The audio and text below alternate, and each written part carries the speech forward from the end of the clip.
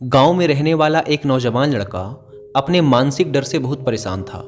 उसे हमेशा किसी न किसी बात का डर लगा ही रहता था।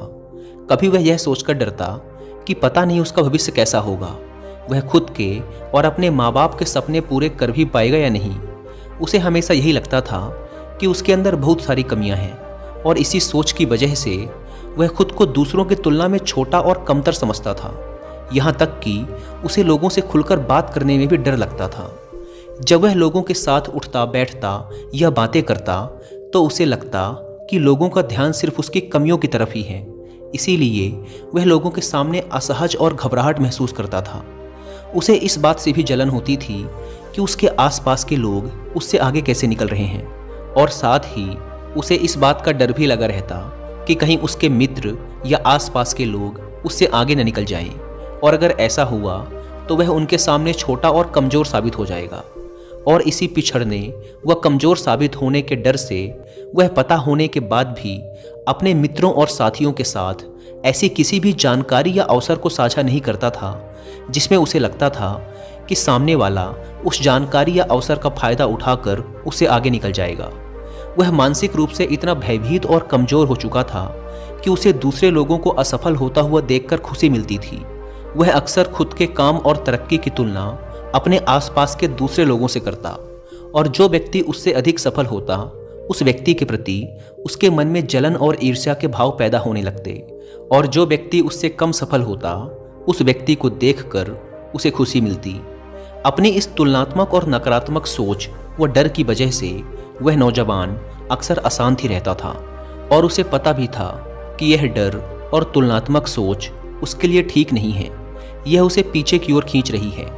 लेकिन फिर भी बहुत कोशिश करने के बाद भी वह अपने इस मानसिक डर और नकारात्मक सोचने की आदत को छोड़ नहीं पा रहा था, और समय के साथ उसका यह डर और भी अधिक बढ़ता जा रहा था, जिससे वह और भी अधिक चिंता और तनाव से घिरता जा रहा था, लेकिन कुछ भी कर नहीं पा रहा था। तभी अचानक उसे एक दिन एक बौद्ध भिक्षु के बारे में पता चला, जो कि उसके पड़ोस के गांव में बने बौद्ध मठ में ही रहा करते थे। वे बौद्ध भिक्षु एक ध्यानी व्यक्ति थे और उनके बहुत सारे शिष्य भी थे। वे अपनी बुद्धि और ज्ञान के बल पर लोगों की बड़ी बड़ी समस्याओं का समाधान निकालने के लिए उस पूरे क्षेत्र में प्रसिद्ध थे। बौद्ध भिक्षु के बारे में जानकारी मिलते ही वह नौजवान लड़का अगले दिन बौद्ध भिक्षु के पास पहुंच जाता है और उनको प्रणाम कर उनके समक्ष एक उदास चेहरे के साथ बैठ जाता है। पहले तो बौद्ध भिक्षु ने उसके चेहरे की तरफ बड़े ध्यान से देखा और फिर एक बड़ी ही शांत और मधुर आवाज में उसके आने का कारण पूछा। उस नौजवान लड़के ने बड़े ही उदास और दुखी मन के साथ अपनी कहानी सुनानी शुरू की। उसने कहा, मुनिवर, मैं अक्सर डरा हुआ और अशांत रहता हूँ। मैं अक्सर अपने भविष्य और काम को लेकर चिंतित और भयभीत रहता हूँ। मुझे हमेशा दूसरों से पिछड़ने और कमज़ोर साबित होने का डर सताता रहता है। मुझे दूसरों की सफलता देखकर जलन और ईर्ष्या होती है और उनकी असफलता में खुशी मिलती है। मैं हर पल खुद पर संदेह करता रहता हूँ और दूसरों से खुद की तुलना करता रहता हूँ, जिसकी वजह से मैं अंदर से बहुत ही अशांत और परेशान हो चुका हूँ, और इस अशांति व डर की वजह से मैं अपने जीवन में कुछ बड़ा नहीं कर पा रहा हूँ। मुनिवर, मैं आपके पास बड़ी उम्मीद लेकर आया हूँ। कृपया मुझे कोई सही रास्ता दिखाएं। बौद्ध भिक्षु ने उस नौजवान लड़के की बात पूरे ध्यान से सुनी और फिर एक शांत व गंभीर आवाज में कहना शुरू किया, ये सभी डर और लक्षण केवल उस व्यक्ति में पाए जाते हैं जिसमें आत्मविश्वास की कमी है, जिसे खुद पर भरोसा नहीं है और जो खुद के साथ सहज नहीं है। क्योंकि जिस व्यक्ति को खुद पर भरोसा है और जो खुद से जुड़ा हुआ है, वो कभी भी किसी और की सफलता पर दुखी नहीं होगा और ना ही किसी के असफल होने पर उसे खुशी होगी। एक आत्मविश्वास से भरा व्यक्ति इस डर में नहीं जीता कि वह लोगों से पिछड़ जाएगा या फिर उनकी नज़रों में कमज़ोर साबित हो जाएगा, क्योंकि उसे अपनी काबिलियत और मेहनत पर भरोसा होता है। इसीलिए वह हर परिस्थिति में अपना सर्वश्रेष्ठ देने का प्रयास करता है, बिना परिणाम की ज़्यादा चिंता किए। तो आज मैं तुम्हें 9 ऐसी आदतों के बारे में बताऊंगा जो उन लोगों के अंदर पाई जाती हैं जो आत्मविश्वास से भरे होते हैं, जिन्हें खुद पर भरोसा होता है, जो खुद के साथ सहज होते हैं और खुद से जुड़े होते हैं। और इन आदतों को अपनाकर तुम भी खुद को आत्मविश्वास से भर सकते हो, खुद के साथ तालमेल बिठाना सीख सकते हो और खुद को डर, जलन, ईर्ष्या और तुलना जैसे नकारात्मक विचारों से दूर रखकर अपने काम पर ध्यान दे सकते हो। तो मेरी इन बातों को ध्यान से सुनना और ये समझने का प्रयास करना कि तुम कहाँ पर खड़े हो, यानी इनमें से कौन सी आदतें तुम्हारे अंदर हैं और अभी ऐसी और कौन सी आदतें हैं जो तुम्हें अपने अंदर विकसित करनी है एक शांत, खुशहाल और सफल जीवन जीने के लिए। तो चलो शुरू करते हैं पहली आदत से। तो पहली आदत है कि चीज़ों और बातों को व्यक्तिगत रूप से लेना बंद करो।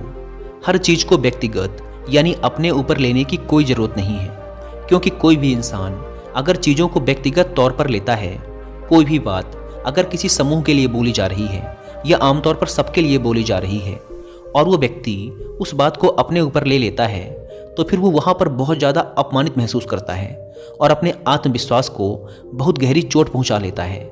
हमें चीज़ों को व्यक्तिगत रूप से लेने की बजाय, उसे व्यक्तिगत अर्थ देने की बजाय उसका सामूहिक और परिस्थितिक अर्थ निकालना सीखना चाहिए, यानी कि वो बात कितनों के लिए, किस मकसद से और किस परिस्थिति में बोली गई है, इस बात को ध्यान में रखते हुए उसका मतलब निकालना चाहिए। और जो भी व्यक्ति अपने साथ सहज होता है, उसे खुद पर भरोसा होता है, वह खुद को जानता है कि वह कौन है, इसीलिए वह कभी भी चीज़ों को व्यक्तिगत रूप से नहीं लेता। इसकी बजाय वह मौजूदा परिस्थिति के अनुसार उस बात का मतलब निकालता है। जब हम परिस्थिति और मौके के अनुसार चीज़ों या कही गई बातों का मतलब निकालना सीख जाते हैं, तो फिर हम खुद को बेवजह का दोष देने और खुद पर बेमतलब का दबाव बनाकर परेशान होने से बच जाते हैं। दूसरी आदत है अपने आप पर, अपनी काबिलियत पर भरोसा रखना। अपने आप पर भरोसा करना ये सबसे खूबसूरत एहसास है। दूसरे हम पर भरोसा करें, ये हमारे लिए बहुत अच्छी, बहुत खास बात तो है ही, लेकिन जब हम खुद पर भरोसा करना सीख जाते हैं तो ज़िंदगी बहुत ही आसान और खूबसूरत बन जाती है। क्योंकि जब हमारा खुद पर विश्वास पक्का हो जाता है, तो फिर कोई हमारा साथ दे या ना दे, हम जिंदगी में आगे बढ़ते जाते हैं और कितनी भी बड़ी से बड़ी मुसीबत हमारे सामने आए, वो घुटने टेक कर चली ही जाती है और हम हंसते मुस्कुराते हुए आगे बढ़ते जाते हैं। आत्मविश्वास से भरे लोगों की तीसरी आदत है कि उनकी ज़िंदगी में एक ठहराव होता है और वो बिना किसी घबराहट के अपना पर्याप्त समय लेते हैं। जिंदगी में सब कुछ तुरंत नहीं मिलता और ना ही हर समय परिस्थितियां हमारे अनुकूल होती हैं। ऐसा नहीं होता कि सब कुछ एकदम से और तुरंत हो जाएगा। कई बार ऐसा होता है कि हमें रुकने की ज़रूरत पड़ती है। चीज़ों को अच्छे से समझने और करने के लिए थोड़ा ठहराव की ज़रूरत पड़ती है और इस बीच ये जो समय लगता है, इसमें ज़्यादातर लोग अपना धैर्य खो देते हैं। लेकिन जो मजबूत इंसान होगा, जो अपने साथ सहज होगा, उसमें ये खासियत होगी कि वह थोड़ा सा समय लेगा, लेकिन उसे भरोसा होगा कि जो समय वो ले रहा है या जो समय उस काम में लग रहा है, वह वास्तव में उसे और उसकी ज़िंदगी को बेहतर बना रहा है। तो वो इंसान खुशी खुशी अपना समय लेगा, इंतज़ार करेगा और विचलित व परेशान होने की बजाय उसके अंदर बहुत सारा धैर्य और आभार होगा कि चलो चीज़ें कम से कम बेहतर तो हो रही हैं।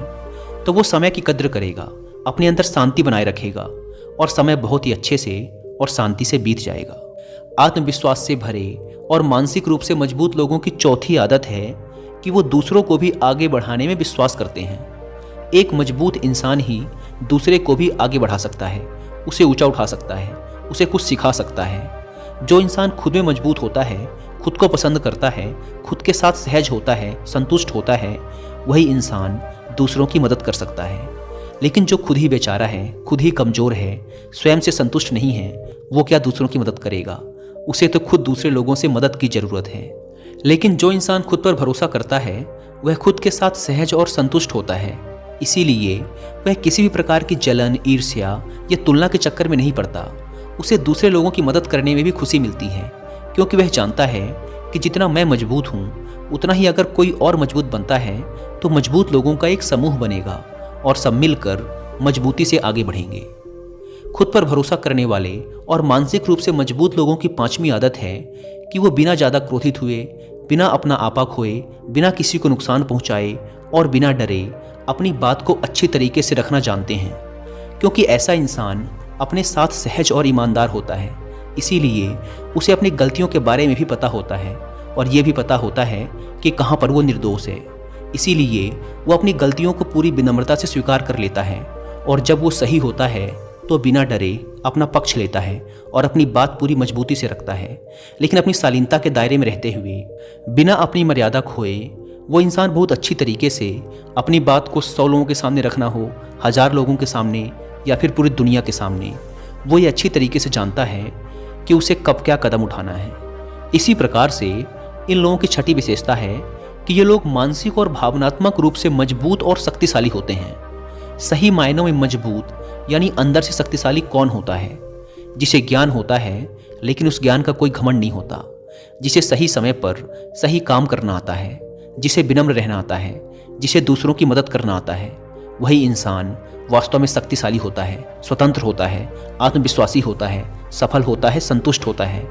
तो सही मायनों में एक मजबूत इंसान की पहचान ऐसी होती है कि वो अपने जीवन के सभी आयामों को मजबूत रखता है और खुद की ही तरह दूसरों को भी शक्तिशाली बनाने में विश्वास रखता है, क्योंकि वह जानता है कि सकारात्मक शक्ति को जितना फैलाया जाएगा वह उतनी ही गुना बढ़कर उसके पास वापस आएगी और वह और भी शक्तिशाली होता चला जाएगा। तुम खुद सोचो कि अगर तुम किसी कमजोर लोगों के समूह में रहोगे तो क्या होगा? धीरे धीरे तुम भी कमजोर बन जाओगे। लेकिन अगर तुम शक्तिशाली लोगों का समूह बनाओगे, उनकी शक्ति बढ़ाओगे, तो क्या होगा? धीरे धीरे तुम्हारी भी शक्ति बढ़ती चली जाएगी। तो ऐसे लोग सही मायनों में शक्तिशाली होते हैं। आत्मविश्वास से भरे और खुद से जुड़े लोगों की सातवीं विशेषता है कि ये लोग अपनी जिंदगी से संतुष्ट होते हैं। इसका मतलब ये नहीं कि आगे कुछ करने का जोश नहीं होता, आगे तो बहुत कुछ करना होता है, लेकिन अभी जो है उसके लिए धन्यवाद से भरे हुए होते हैं, संतुष्ट होते हैं, खुश होते हैं। दिल में सुकून, प्यार और एक सकारात्मक जज्बा होता है, क्योंकि संतुष्टि और धन्यवाद के भाव से ही आगे चलकर सफलता हमारे पास आती है, सौभाग्य हमारे पास आता है। लेकिन अगर हम असंतुष्ट हैं तो हम खुद से नाखुश रहेंगे, कमियां निकालेंगे, चिड़चिड़ करेंगे, जिससे यह ब्रह्मांडीय शक्ति, यह प्रकृति भी कहेगी कि हर समय रोता ही रहता है, कमियां ही निकालता रहता है, छोड़ो इसे, और जो मेरे खुशनुमा बच्चे हैं उनकी तरफ ध्यान देता हूँ। ऐसा होता है ना कई बार कि जो बच्चा हर समय रोता रहता है, चिड़चिड़ाता रहता है, शिकायत करता रहता है, तो कई बार उसके माँ बाप भी उसे उसी हालत में छोड़ देते हैं कि रहने दो इसे, अपने आप ही रोग आके थोड़ी देर में चुप हो जाएगा। लेकिन जो बच्चा प्यारा सा, खुशनुमा सा और शांत होता है, उसकी तरफ लोगों का प्यार और बढ़ता है, उसे और खुशियाँ मिलती हैं। तो कहने का अर्थ है कि जो लोग संतुष्ट होते हैं वो अपने साथ सहज और खुश रह पाते हैं और उनका अपने पर भरोसा बढ़ता चला जाता है। इसी तरह से इन लोगों की आठवीं आदत होती है कि ये लोग संतुलन में भरोसा रखते हैं। जीवन को अच्छी तरीके से जीने के लिए इसका संतुलित होना बेहद आवश्यक है। तो ऐसे मजबूत लोग जो अपने साथ सहज होते हैं वो जीवन के संतुलित होने पर विश्वास रखते हैं। हमारे जीवन के बहुत सारे पहलू हैं, जैसे शारीरिक स्वास्थ्य, मानसिक स्वास्थ्य, घरेलू संबंध, सामाजिक संबंध, भविष्य के सपने, मौज मस्ती, सफलता इत्यादि। और अगर हम इन सभी चीज़ों को उचित समय देते हैं तो हमारे जीवन में एक संतुलन होगा, हम संतुष्ट रहेंगे, खुश रहेंगे, बीमार होने से बचे रहेंगे। लेकिन अगर हम जीवन के किसी एक क्षेत्र में बहुत ज़्यादा ध्यान देते हैं, उसमें बहुत अच्छा कर रहे हैं, लेकिन बाकी दूसरे क्षेत्रों में बिल्कुल पिछड़े हुए हैं, तो क्या होगा? हमारे जीवन में कभी भी वो संतुष्टि, वो खुशी, वो आत्मविश्वास आ ही नहीं पाएगा। हम ज़्यादातर समय परेशान ही रहेंगे। इसीलिए तुम्हारे जीवन के जो भी कमज़ोर क्षेत्र हैं उनकी ओर भी ध्यान दो और एक योजना बनाओ कि कैसे उन्हें बेहतर किया जा सकता है, जिससे तुम अपने जीवन में एक संतुलन स्थापित कर सको। नौवीं और आखिरी आदत है कि ये लोग खुले विचारों वाले होते हैं। जो भी इंसान खुले दिमाग का होगा वह नए विचारों का स्वागत करेगा, दूसरों की राय का भी सम्मान करेगा। लेकिन जो व्यक्ति खुले विचारों वाला नहीं होगा, बस मैं ही सही हूँ, इस अकड़ में दबा जाएगा और अकड़ अकड़ के अपना काम बिगाड़ देगा। दिमाग और दिल का खुला होना बेहद जरूरी है। मैं जैसा हूँ वो हूँ, लेकिन अगर दूसरा मुझसे अलग है तो इसका मतलब ये थोड़े ना कि वो गलत है। अगर मुझे कोई विशेष चीज़ पसंद नहीं है, कोई पहनावा पसंद नहीं है, कोई काम करने का तरीका पसंद नहीं है, तो इसका मतलब ये थोड़े ना कि सामने वाले का तरीका गलत ही होगा। तो विचारों का खुला होना बेहद आवश्यक है। नई चीज़ों को सीखना, चाहे वो कोई काम हो, संस्कृति हो, विचार हो, कला हो, उसका स्वागत करना, उनकी अच्छाई की तारीफ करना, बदलाव को स्वीकार करना, यही सब चीज़ें होती हैं जो खुले विचारों वाले इंसान की पहचान होती हैं। लेकिन अगर हम रूढ़िवादी और छोटी सोच में फंस जाते हैं, अंधविश्वास में फंस जाते हैं, अपनी सोच को बदलने के लिए तैयार नहीं होते, अपना नज़रिया नहीं बदलते, तो फिर क्या होता है? हम मानसिक रूप से सड़ने लगते हैं। लेकिन जब हम खुलते हैं, नई चीज़ों का स्वागत करते हैं, तो हम मुस्कुराते हैं, हम पहले से बेहतर बनते हैं, हमारा दिमाग ज़्यादा विकसित होता है और हम नई नई चीज़ें सीख कर आगे बढ़ते रहते हैं, जिससे हमारे जीवन में और खुशियाँ आती हैं। इतना कहने के बाद बौद्ध भिक्षु थोड़ी देर के लिए रुके और फिर एक हल्की मुस्कान ली और फिर कहा, तो अब तक तुम्हें समझ तो आ ही गया होगा और ये भी अनुमान लगा लिया होगा कि तुम अभी कहाँ पर खड़े हो और तुम्हें अपने अंदर क्या क्या बदलाव लाने हैं। बौद्ध भिक्षु के मुंह से यह बात सुनकर उस जवान लड़के ने हाँ में अपना सिर हिलाया और इस अमूल्य जानकारी के लिए बौद्ध भिक्षु का धन्यवाद कर वहाँ से चला गया। दोस्तों, मुझे उम्मीद है कि आपको ये वीडियो पसंद आई होगी और वीडियो में यहाँ तक बने रहने के लिए आप सबका बहुत बहुत धन्यवाद।